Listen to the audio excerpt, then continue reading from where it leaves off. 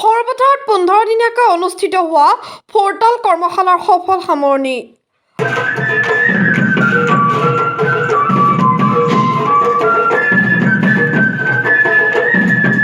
অসম চৰকাৰৰ সাংস্কৃতিক সঞ্চালকালয়ৰ অধীনস্থ সৰুপথাৰ সাংস্কৃতিক কেন্দ্ৰৰ উদ্যোগত 9 আগষ্ট তাৰিখৰ পৰা সৰুপথাৰ আশীৰ্বাদ ভৱন প্ৰাংগণত 15 দিনীয়াকৈ অনুষ্ঠিত হোৱা ভোৰটাল কৰ্মশালাৰ বুধবাৰে সফল সামৰণি ঘটে।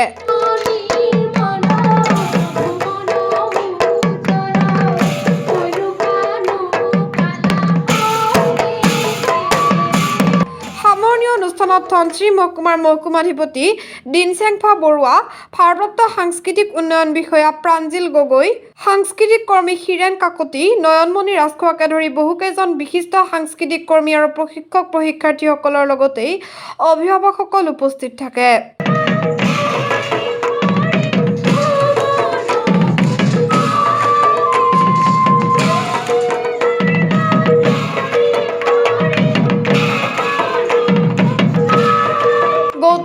পৰিচালনাৰে আৰম্ভ হোৱা এই ভোৰটাল কৰ্মশালাৰ সামৰণি অনুষ্ঠানত পোনপ্ৰথমে বন্তি প্ৰজ্বলন কৰে ভাৰপ্ৰাপ্ত শিক্ষক নৰেন চুতীয়াই।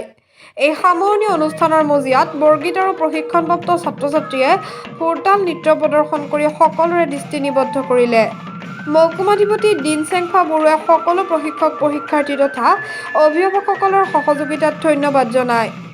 এই কৰ্মশালাত মুখ্য প্ৰশিক্ষক হিচাপে ডিব্ৰুগড়ৰ কৃষ্ণশ্ৰী বৰগোহাঁই, সহযোগী প্ৰশিক্ষক হিচাপে মুন্মী শইকীয়া, অজয় বৰা আৰু অজুত বৰা উপস্থিত থাকি ছাত্ৰ-ছাত্ৰীসকলক প্ৰচুৰ গৰমকো নেওচি বিশেষ কষ্ট আৰু ত্যাগেৰে সুন্দৰভাৱে প্ৰশিক্ষণ প্ৰদান কৰিছিল।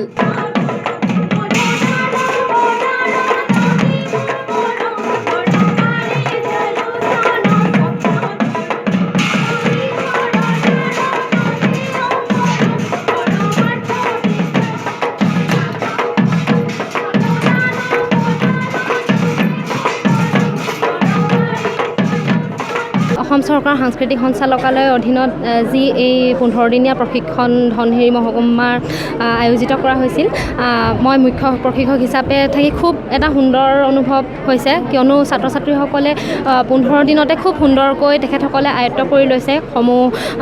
যিবিলাককে শিকাইছোঁ খুব সুন্দৰকৈ তেখেতসকলে লৈছে আৰু তাকে আৰু ছাত্ৰ ছাত্ৰীসকল তথা উদ্যোক্তা সমিতি আৰু লগতে অভিভাৱকসকলৰ পৰাও খুব সুন্দৰকৈ আমি সহায় সহযোগিতা পাইছিলোঁ।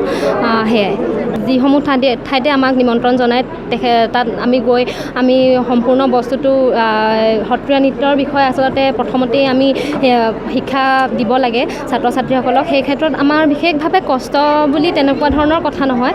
আমি সত্ৰীয়া নৃত্যৰ বিষয়ে সম্পূৰ্ণ শিক্ষা দিয়াৰ মাটি আখৰাসমূহৰ বিষয়ে শিক্ষা দিয়াৰ পাছতহে ভোৰটাল নৃত্যৰ আমি প্ৰশিক্ষণ আগবঢ়াওঁ।